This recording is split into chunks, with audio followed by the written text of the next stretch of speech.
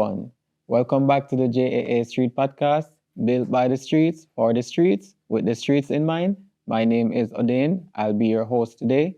And today, we are joined by a very special guest, Senior Superintendent of Police Winchester Watson. And today, we'll be shedding some light on the new Road Traffic Act, rights of motorists on the road as it relates to traffic stops. We'll be shedding some light on road safety and the role of the JCF in road safety as well. Sir, welcome. Good morning to you and thank you. So I'm Winchester Watson. I am the operations officer at PSTEB. And at PSTEB, we have island-wide monitoring as it relates to public safety and traffic enforcement. And that entails from the Highway and Safety Division to the Traffic Enforcement Division, the Quick Response Division. So we monitor island-wide those assets. And our main responsibility is to ensure that the roadways are safe for motoring public as well as our pedestrians. So in doing that, what we do is we educate, we make recommendations for engineering malfunctioning to take place or to be repaired, and we also enforce in a form of prosecution. As you know that we treat with ticket situation mostly overall in the country. So, how long have you been an officer? 31 years. 31 years. Since August 18th, 31 years. Okay, and how has that process been for you?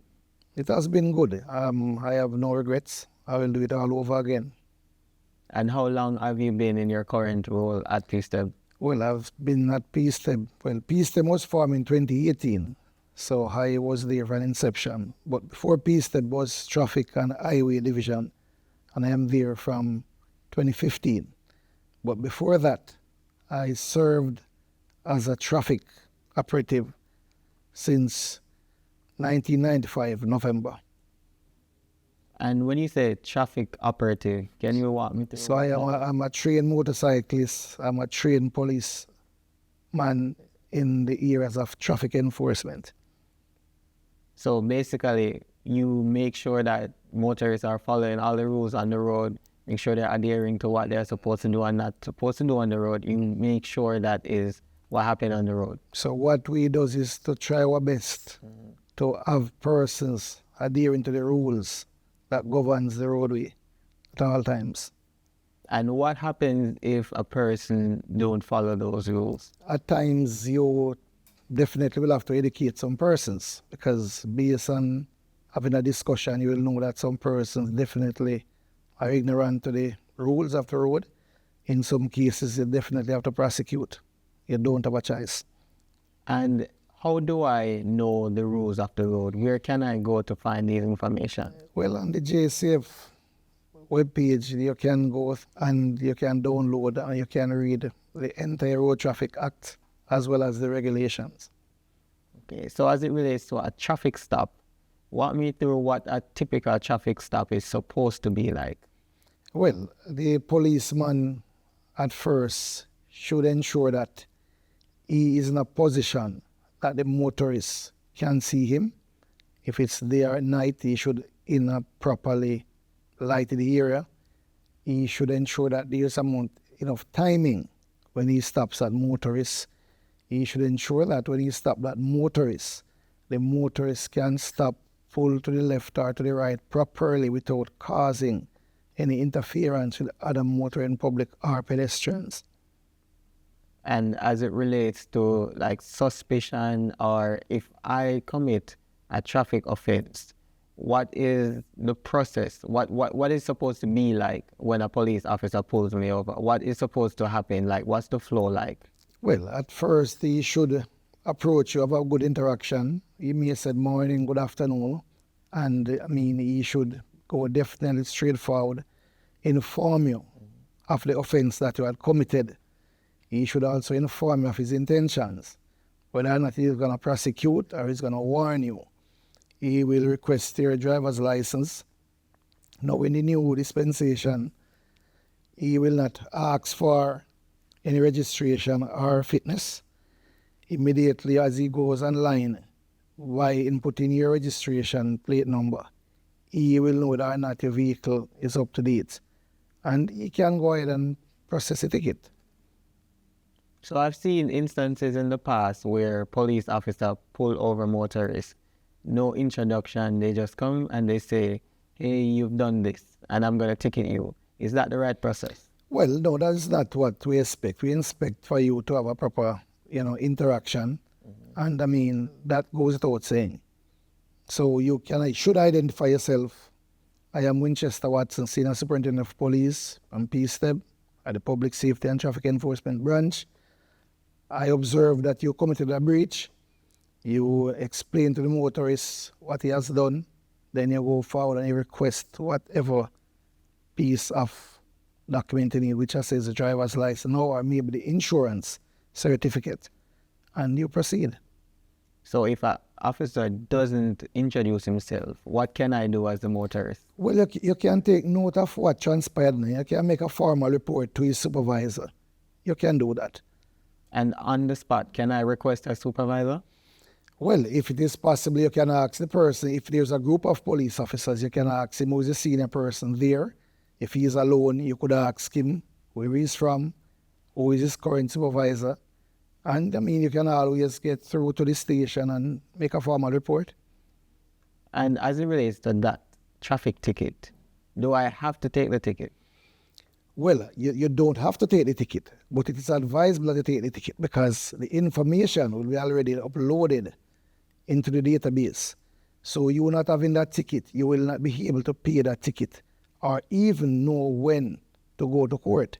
So it's best for you to take the ticket, and if you choose to challenge the ticket, then you go and challenge the ticket in court.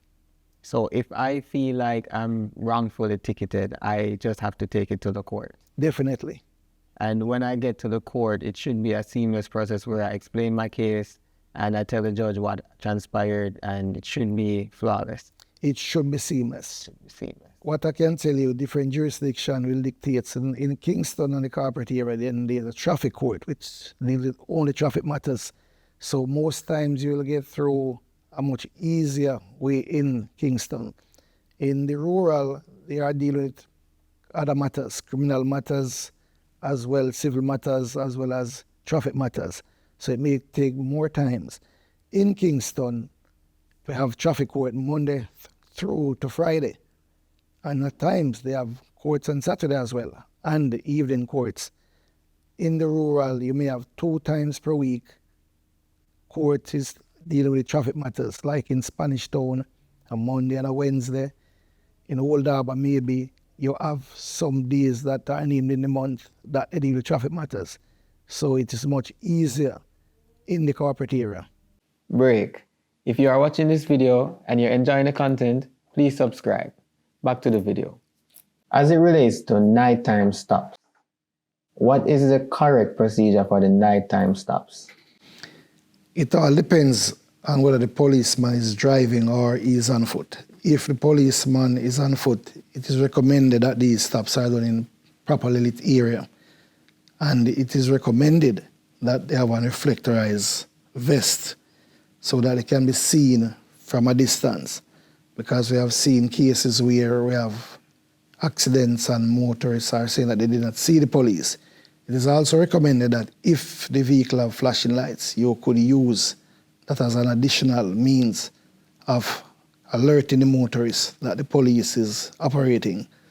And at all times, it is always recommended that the police is positioned in a safe area so as to when the motorist, or if the motorist refuses to stop, the police is not mowed down. He can always get himself out of the way. As it relates to the flashlight that I see police officers using, is that the correct way to do it? Well, that is just an additional apparatus to ensure that, light travels much further than anything else. So from a distance, you will see a light and you will recognize that something is happening. However, the flashlight by itself is not the proper way of stopping you. And as I said, it should be in a properly lit area that the motorist can discern that there's a policeman. He should raise his hand properly in the area. We have reflectorized gloves that he should equip himself with if he's doing night operations as well as day operations. So give the motorist a proper signal, give him enough time to pull over off the road, and then you approach the motorist and treat it whatever matters you're dealing with. If I get signaled by a police officer to stop in the night and I am not feeling safe and I decide to proceed, is that a ticketable offense? It may be an arrestable offense. It all depends. If the policeman thinks that you have adequate time and space to stop and he's in a properly lit area, he could always call or radio, and if he gets a description of the vehicle, he could ask another unit to stop you, or he could follow up as to getting that information as to the owner of the vehicle. He could follow up. Or it all depends. If it's a case where he has to pursue the vehicle, then he could pursue the vehicle safely until you surrender. If I don't feel safe and I don't want to stop in that area and I want to stop just down the street, what would you advise me to do in that case? Well, the safest place that you reach is after that stop. You should pull over. So it all depends upon where you are traveling. If there's a police station close by, you pull up. If there's a gas station nearby, you pull up. If there's an area where a lot of persons are, then you could pull up. So what if it's on the highway and I see where the police officers are in a slightly dark area? They signal me to stop and I see some light down the street and I go down to the light and I stop. Well, I'm saying if you are sure that they are police officers, then I think you should stop. But if you are not sure, I'm saying to you that then you should stop in a safe area. And I can't be ticketed or arrested for thinking I'm not safe.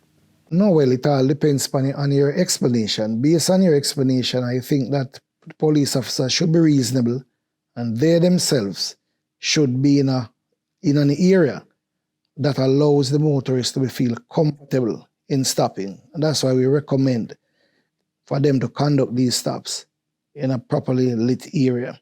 On the topic of road safety, what is the role of PSTEB in road safety? Well, we have a road safety unit at PSTEB, and the team conducts lectures, conduct meetings with senior persons, children at school. They also monitor the school across wardings. And over the years, we have had a good results from these lectures, because you know that when you start from early age with these children, most of them will not depart from what they are taught. And most of our problems with even pedestrians is about how they walk along the roadway and how they cross the road.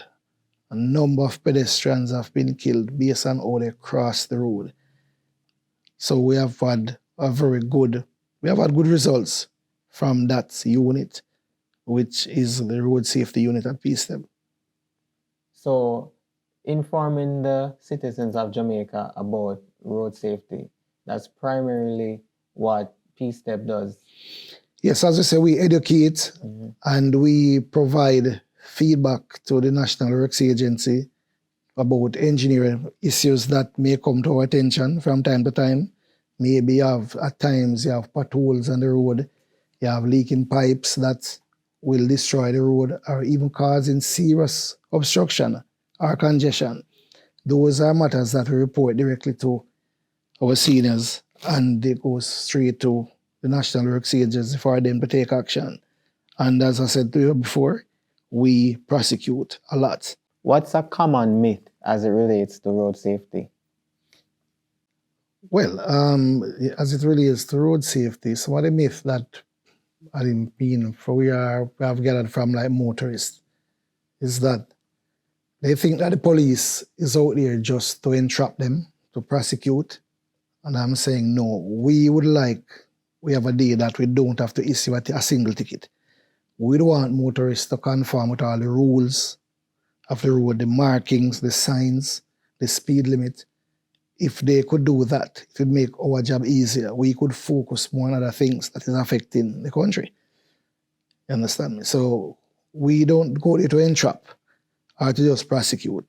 We are out there to educate and to examine what is happening and to advise persons as to what they're not doing right and to get them to do the right things.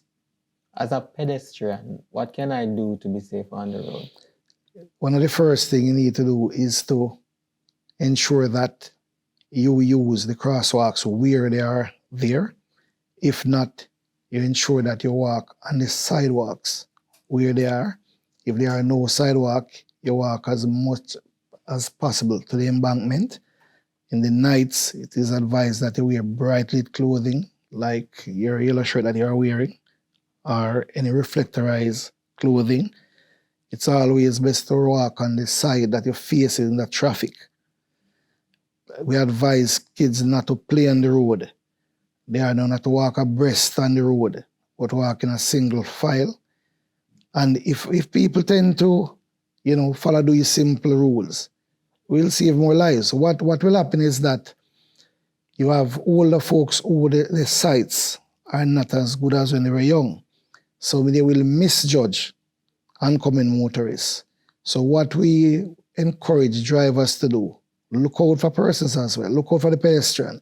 If you see a pedestrian attempting to cross the road, whether or not there's a crosswalk or not, you could easily stop the vehicle and allow that person to cross. As a matter of fact, at times you have to actually stop the vehicle, get out and cross some of these people based on their age, because they may cross your lane, but there's another lane for them to encounter, and they may just be killed by a motorist that is not paying attention.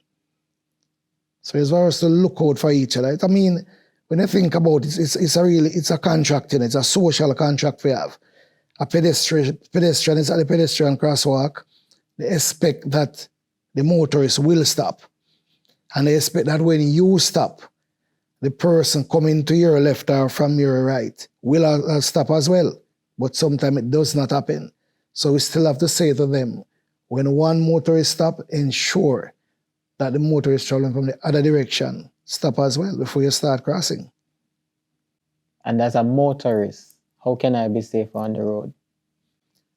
Well, let me tell you something. As long as you keep to your left or to your right, and you drive within the speed limits, you give enough distance between you and the motorist traveling ahead of you, I can tell you we can save a number of lives, because most of our traffic accidents are as a result of failing to keep left or exceeding that speed limit, because we will have accidents and we need to know that.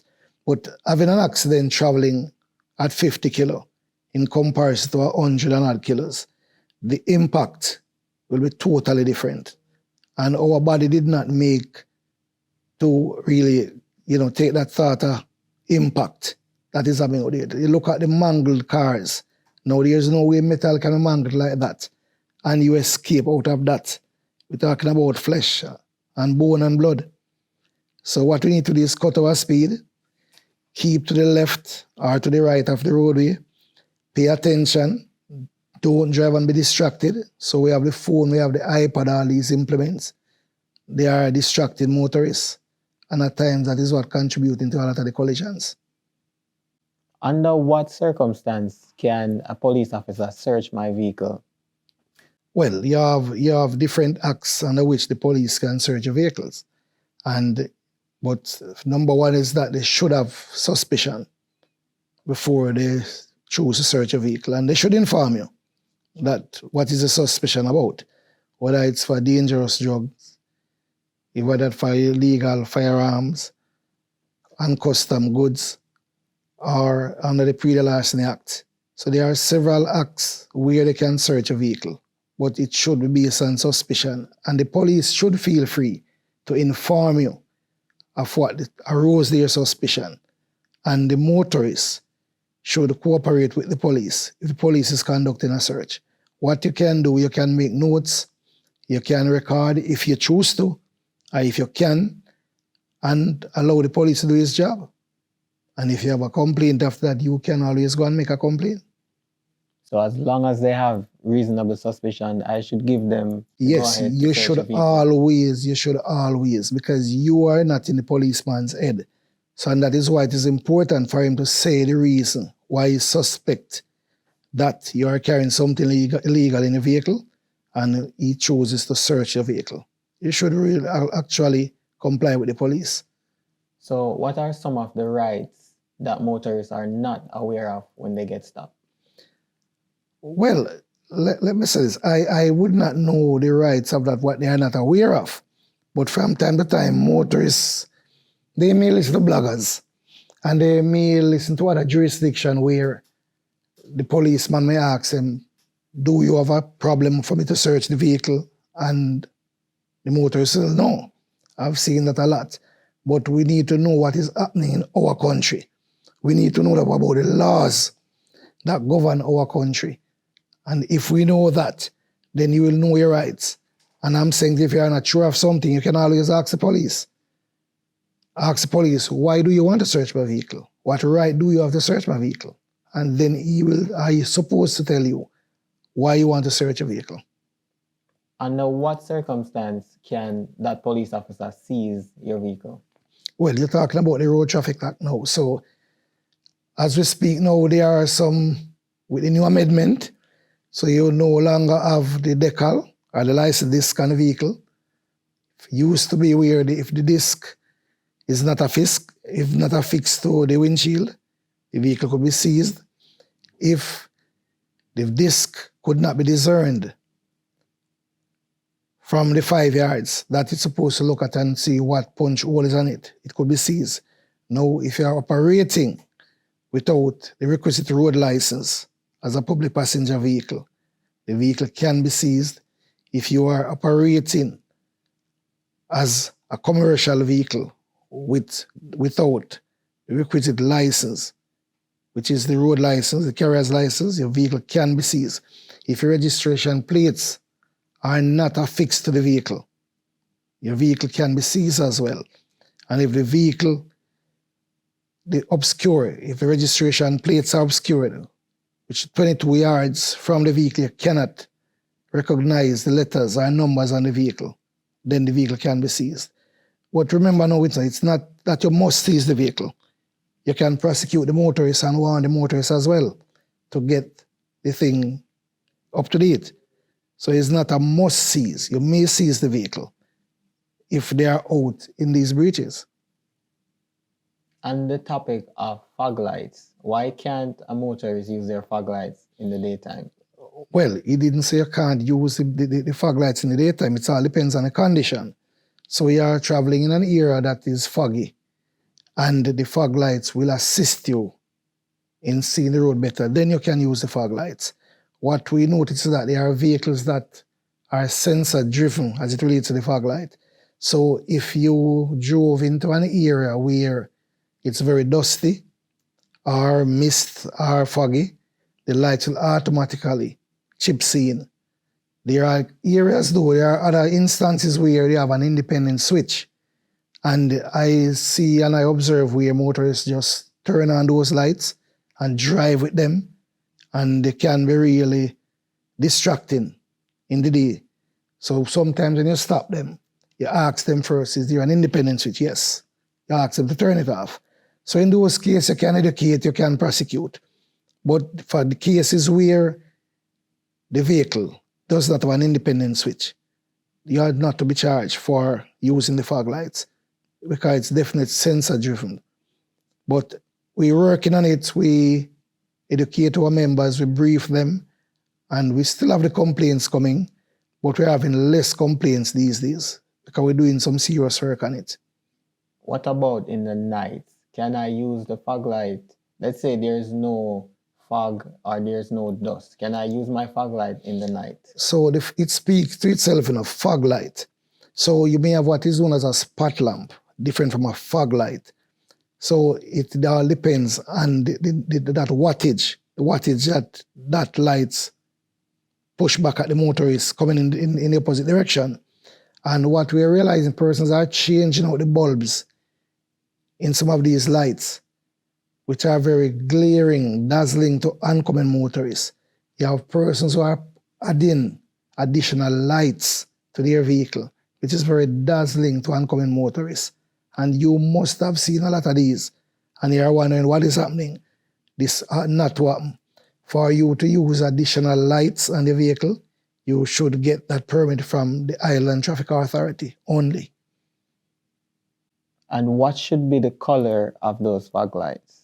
It can be in white or yellow. And what if you use a different color? Is that a ticketable offense? It can be a ticketable offense, but what I'm saying to you now, you are to be taken to the Island Traffic Authority, where they will inspect the vehicle and they will determine whether or not the plate should be removed or not, and then you will get the ticket. So let's say I have the white lights, but they are flashing. Yes, you should have no flashing lights on your vehicle unless it is designated. So we're talking about your indicator. Outside of your indicator, you should not have any flashing lights. Now you know the police uses flashing light, the ambulance using flashing light, vehicles used by members of Indicom have flashing lights, the fire units have flashing lights, and they are very large units pulling large loads. They are authorized to use flashing lights as well. But it must in the color designated. So the fire unit have the red, the ambulance have the red, the police use the blue, and the heavy units, they use the amber, the yellow or amber. As it relates to the new changes with the digitization process for online registration and fitness, can I be ticketed for not having the physical copy of the registration and fitness in my vehicle? No, you don't need to have the physical document anymore. So once you goes to any of these areas, whether the tax office or the examination depot, you will do the necessaries by taking your receipt there, and you'll be given a barcode. Well, once you download it, the barcode, you will have that information on your phone. Now, with the policeman, he should be able to pick up that information in the e-ticket equipment. So if he is not seeing that, then there could be a glitch, because there is everything there is timing. Now, if you have the receipt to prove that you have gone to the examination depot or the Island Traffic Authority, then the policeman should listen to you. He should use his discretion there, because it makes no sense prosecuting when you have proof to show that this may have done this, notwithstanding you are not seeing it on the system where the vehicle is licensed or fit.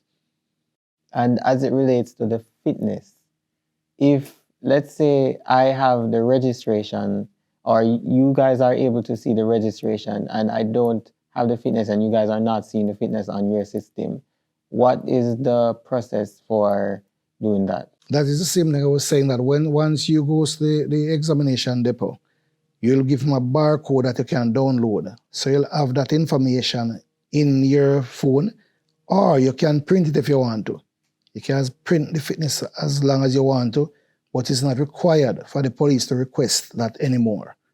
And if you spoke about the glitch, if there's a glitch at the moment, it's up to the police discretion to give you a chance, or what would they recommend? We recommend to officers that if the motorist is showing a receipt that they actually paid, and go and get the fitness done or the registration done, notwithstanding you're not seeing it on the instrument, you should just allow the motorist to go.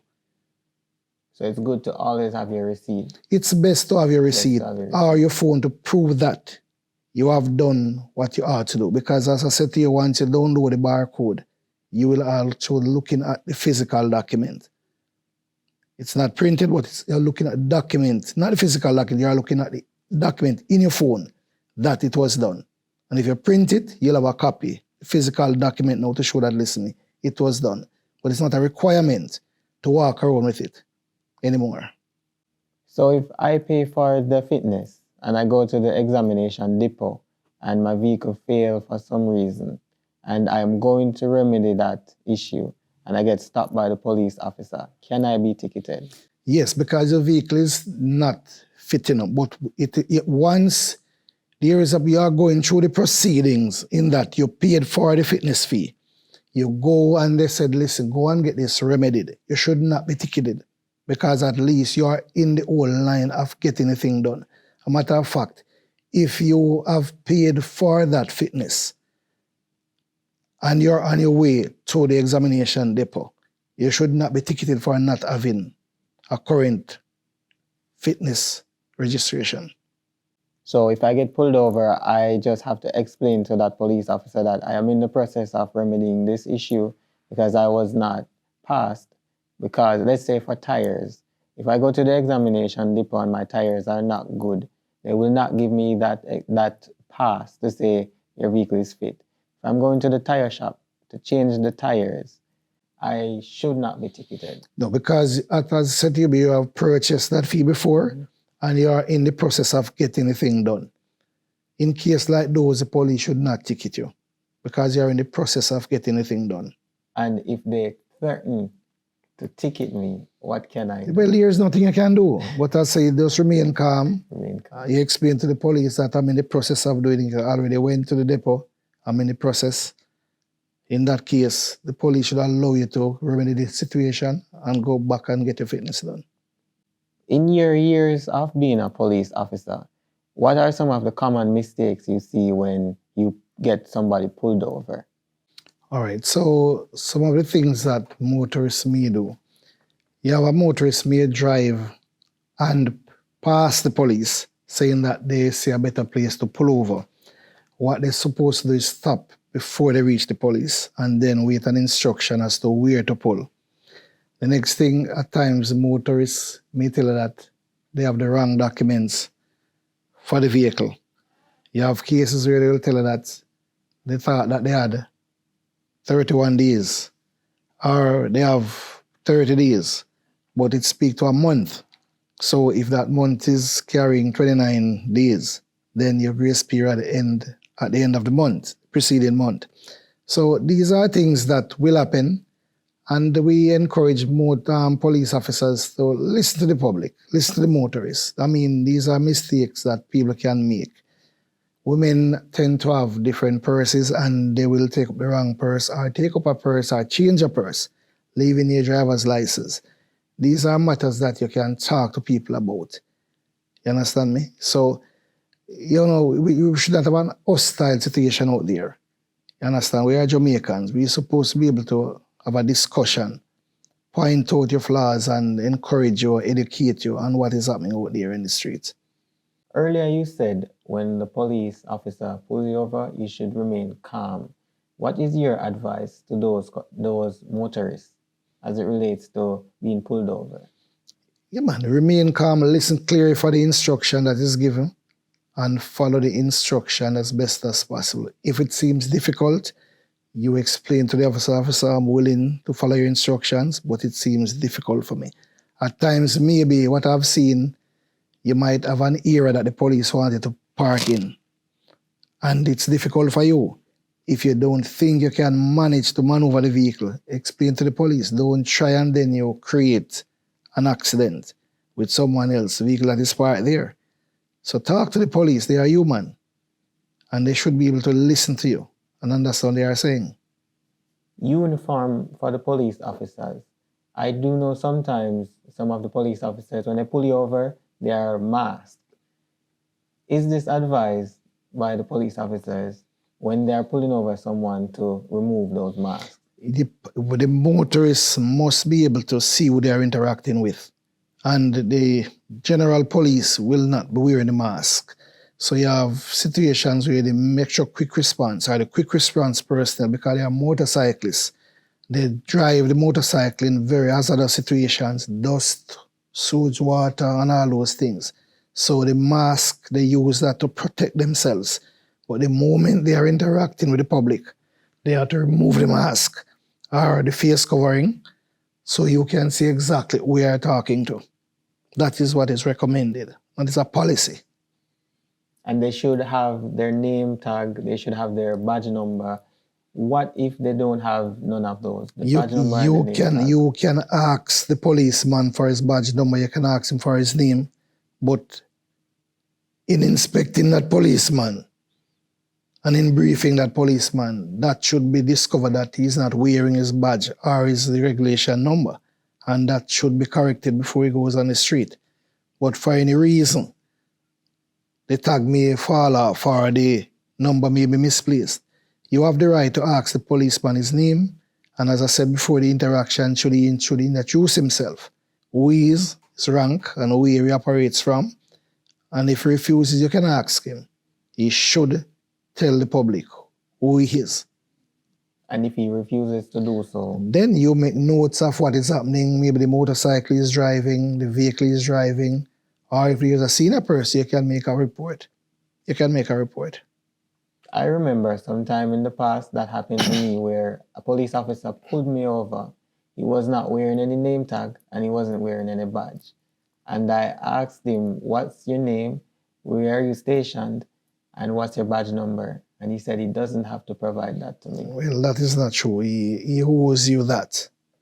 He owes you that. Just like how he can ask you your name and all those things, you can ask him, who am I interacting with today?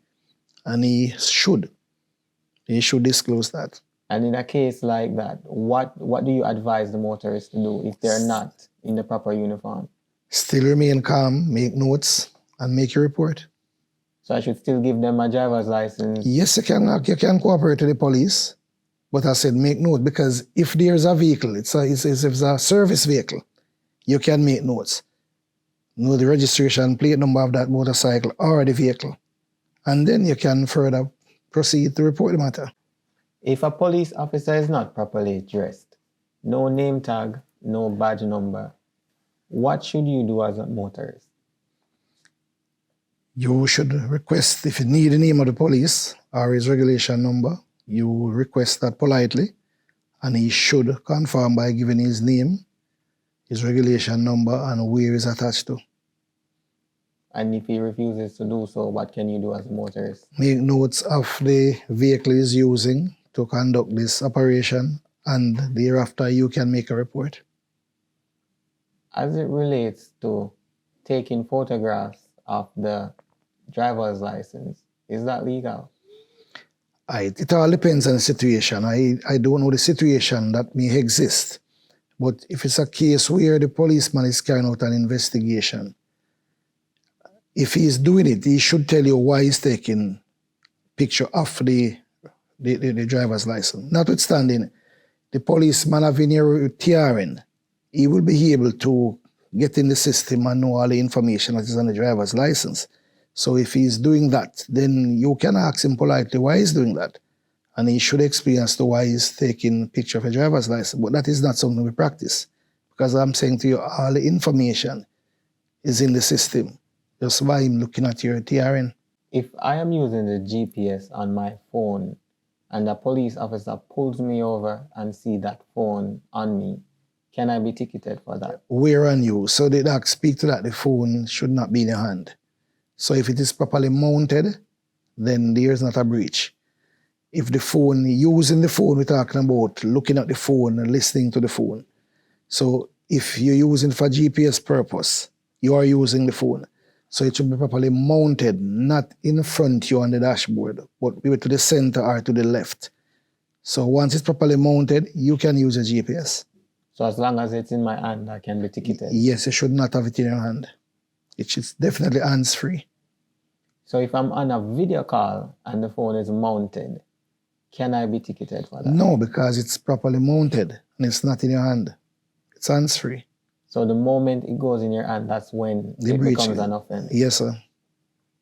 So if I need to make a quick phone call, let's say I am looking for somewhere and I can't seem to locate it, and I take out my phone and I do a quick phone call, and a police officer sees me, I can be ticketed for that? Yes, you should pull off the road, park properly, put your vehicle in park, then use your phone.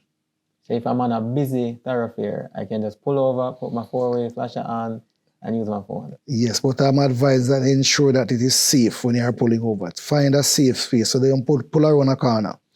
Don't park in an area where it may cause obstruction. Find somewhere that you think it is safe and it's not going to cause any obstruction. use your phone, carry on, get on the merry way. On the toll road to go to Clarendon, when you're exiting to come back into Kingston, there's an area there that goes from 110 kilometers per hour to 80 kilometers per hour. Where can that police officer be to use the speed gun to pull you over? So for him to detect the breach and to give you a proper stop, he would have to be some distance away from where it changes from 110 to 80. So I cannot say a specific distance, but he should have enough space for you to stop when he detect the breach with the radar, for you to stop safely. So he could not be on the border. So you change from 110 to 80 and you stop immediately. But there must be some space for him to operate the radar and to stop you, for you to stop safely. And if I do not see that speed limit change and I am still doing my 110 coming over into the 80 spot, I can get ticketed for that. Yes, because the signs must be visible, and if you have not seen the sign, you could point out where the sign is, and you could go back maybe the same day or another day to look if the sign is there. If the sign is not there, it's for a matter for you if you want to go to court.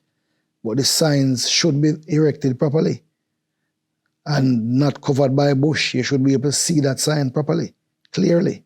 And if I can't see the sign, I just go back there, take some pictures, and go to the court. Yes, that is what is advised.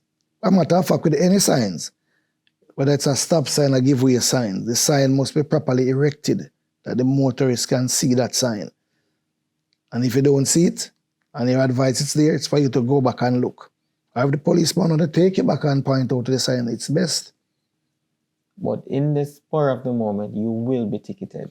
Well, it all depends on the policeman. It all depends on the explanation that you gave him at the time. You can be warned, you can be ticketed. But the breach would have been committed. And when you go to court for a ticket that you got, that police officer will be there or should be there? Not necessarily. For the first occasion, he may not be there because he's not required to be there for every ticket that he issues because you have a choice. And he is not aware that you're not going to pay that ticket. So once you go back to contest the ticket, he will be subpoenaed by the court to appear on the next occasion. So you will be given a new date to return to court? You'll be given a new date. And on that date, the policeman should be there with his statement properly written. So if the matter can go to trial, then they go ahead and proceed to a trial. So if I go to the court as a motorist to contest a ticket, what are some advice that you will give me as a motorist? Well, if you're contesting the court, you must have a basis why you are contesting the matter. So gather all your evidence. If you have your legal counsel, you have a legal counsel. If you have witnesses who are traveling with you at the time, you take them to court. I do know that in some cases they say if somebody is traveling in the vehicle with you, they will be biased. If I go to court with that person in the vehicle, will that be the case where they say they are biased? No, I've not seen that, because if two policemen are working out there, they will expect one to corroborate the other. So if you have someone in your vehicle and it's your witness, a matter of fact, you'll be questioned independently. So I've not seen a practice where the court see it as a bias. If it's a witness, it's a witness, and they will know whether or not the person is speaking the truth. Can you walk me through what the traffic court is like? If you appear in the traffic court, your name will be called. The clerk will read the charge, whether that's for exceeding speed limit or disobey a stop sign. They'll ask you to plead whether you're guilty or not. You say whether you're guilty or not. Most times, why you go to court is that you think that you're not guilty. If you're not guilty, then you'll give them a date to return for the matter to be tried. Sometimes persons are guilty, but they want to explain. Because, in fact, there are some situations where the person, they realize that they had committed a breach, but because of some other nuisance. So, for instance, most of the common thing is that traffic is rolling through an intersection. The motorist may start going through on the green, but because the traffic is not flowing quickly enough, they end up in the intersection and have to end up on the red. Now, it's a situation where you are to be observing whether or not the traffic is flowing on the other side before you enter the intersection. So he'll say, Your Honor, I'm guilty, but I want to explain. And sometimes, based on your explanation, you're given a warning or the charge may be lowered. Those are the situations that happen in court. I do know of cases where you can be in the middle of the intersection, some traffic appears in front of you, and you get caught on that red light. You will be ticketed for that if a police officer sees you.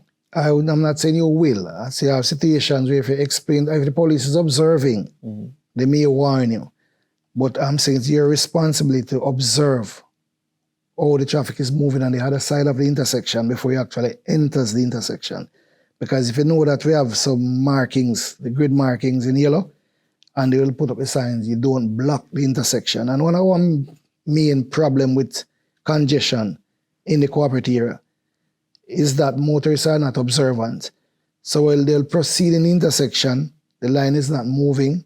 So when the light changes to green for the other motorists to proceed, they can't proceed. So you'll hear a motorist say, listen me, I'm there 3 times the light changes to green and I can't proceed. That ought not to happen. We must observe what is happening before we enter an intersection. So, SSP Watson, we have a segment where we call Questions from the Streets. So this is where we ask persons to send in their questions and we ask the guests. So this question says, can I be ticketed for eating or drinking while driving? All right, so it's a question that comes with some explanation. So if you are driving, we expect that both hands to be on the steering wheel. And if, for instance, if you are stopping traffic and you need to get a drink of water, you're not moving, then you'll be able to have a drink, put back your bottle where it is, and proceed.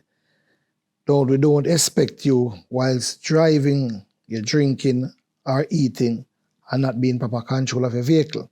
So suppose you are drinking from a bottle and you have persons who will tilt their head to drink from that bottle. Then you may lose sight of the road. Now, it all depends upon what is happening at that time. You could be swerving to your right or to your left, not maintaining your position in the lane, or you may cause someone to brake or swerve. That could result in careless driving. So it all depends on how, where, and how, and what you're actually doing. So it's not just cast in concrete. It all depends on how you manage yourself around that steering wheel. But things like these we discourage, since not every driver may have the same skill set. So if you want to drink, then wait until the vehicle comes to a stop, you have a drink, and proceed. If my phone is on my lap, is that also a breach? Just by having the phone on the lap is not a breach, because it will be not be consistent of being used. Using the phone is reading from the phone or listening to the phone or handling the phone. So if the phone is not in your hand and in the lap, we don't consider it to be a breach.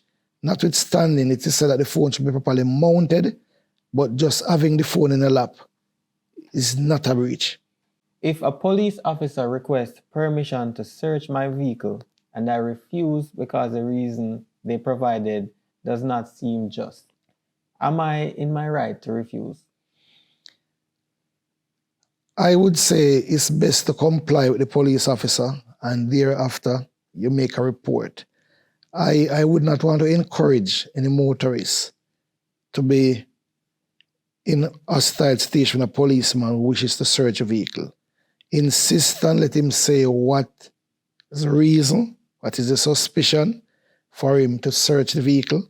And by talking to that policeman, you must reach a middle ground where you allow him to search a vehicle. If you are sure of yourself, then allow him to search it. Make notes, observe what he's doing, and you go your merry way. We see a trend of ticketing for fog lights and not ticketing for high beams or indicators. Is it a case where more emphasis should be placed on those? No. You prosecute or you police based on your observation.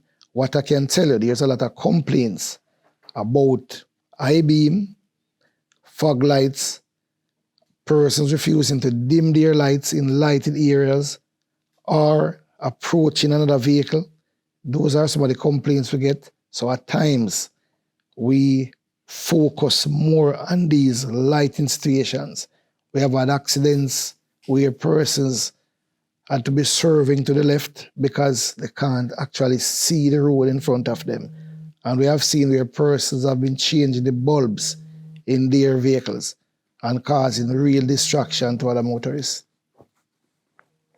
What is the highest ticket a private motorist can receive? Well, there's a ticket for transporting goods in a vehicle, which extends, I don't want to give you the exact distance, but I think it's about maybe 3 feet behind the vehicle. That ticket is really, it's a hefty ticket. It's a hefty ticket. If I am traveling with a licensed firearm and the police ask if I have anything to declare, and I don't necessarily want the persons in the vehicle to be aware of that firearm, how do you recommend I handle that situation? I think you should politely ask the police officer if you can step from the vehicle and speak to him. And I mean, most police officers, not all, they are reasonable enough. Once you make that request, they will allow you to step from the vehicle and speak with them. Then you could declare what is happening. What I don't want you to do is hurriedly open the door, step from the vehicle. For your safety and his vehicle, it's best for him to know what you're about to do. So it's best to ask him to step from the vehicle and talk with him. I've seen before where a motorist is traveling and a police officer is traveling behind that motorist and they signal that person to stop. When that person stops, the person starts to come out of the vehicle. The police officer pulled their gun at the motorist. What do you advise motorists to do when they are signaled to stop by a police officer behind them? I would advise them to remain in the vehicle. It is best for you to wind down the windows for the police to see clearly in the vehicle. If it is night, turn on your roof lights so they can see the occupants or whatever movement is taking place in the vehicle.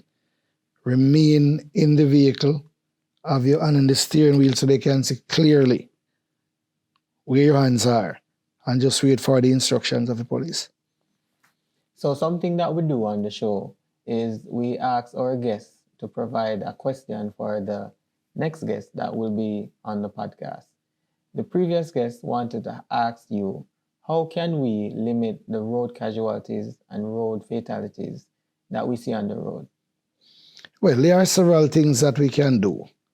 And as I said before, the main causes of collision these days, I'm talking about serious collisions, are failing to keep to the left or the right, exceed speed limits, and as then you have motorists failing to wear their safety device, the seat belts, the helmets, fail to have the kids traveling a child restraint system. Now, if we can cut our speed limit, cut the speed at which you travel to the speed limit, keep to the left of the roadway or to the right, give enough space between you and the motorist in front of you, and buckle up, wear safety devices, I can tell you, we can really reduce deaths on the road to a significant amount. At this time, we are 221 fatalities. Last year, it was 211, so we are 10 over last year figures. And at least, you see, we can cut that significantly just by reducing our speed, because you will have collisions, but the impact will matters based on the speed at which you are traveling. So if you notice, most of our serious collisions and deaths happens not in the corporate area. It's on the highways and those areas where you have nice paved roads, not the roads that are in the country areas. The nice paved roads, those are the roads that tempt motorists to speed and to exceed the speed limit. So we definitely, as a nation, we can cut our speed, buckle up, keep to your lanes, properly to your lanes, and we can reduce fatalities on the road in a significant way. Perfect. Break. If you are watching this video and you're enjoying the content, please subscribe. Back to the video. Make some checks at the driver's license. See where you are. Whether or not there's a warrant. We have over 11,000 warrant down by PSTEB. See if any of them down here for you or your friend or your family. Because what I've seen is that about 3 weeks ago, I stopped. Well, I was coming up on our street. Travel alone most times, the mark unit, and stop at the light. And when I get the green, the motorist going on East Queen Street towards downtown. Him go through the red lights. Him end up in the middle of the intersection. And I say, why the brother do this? And him see the marked vehicle. Anyway, me pull him and him give me a New Jersey driver's license. So me call in the license. Normally we don't call in foreign license. We call it in and them send me a warrant. And I say, yeah, I say. So I go to him and say, Virgin, you have a warrant, you know. And I say, yeah, me get a ticket and get a brother 100 US ticket. Him not live in Jamaica. He's actually a pilot. He fly for JetBlue. And I say, but the address him get the ticket was a license from in Brooklyn. So I say, how long you left Brooklyn? And him tell me, so I know him. So I say, we have to sleep at jail. And I say, boy, John. Anyway, I say, I drive go to the station. I go down to the station and him no rude or nothing. So I say, as a pilot, still me not kill him. I make him left him car. I make him go and come back the next day. Which me not supposed to do, you know. Once a warrant at jail, you know. And that the judge say, you know.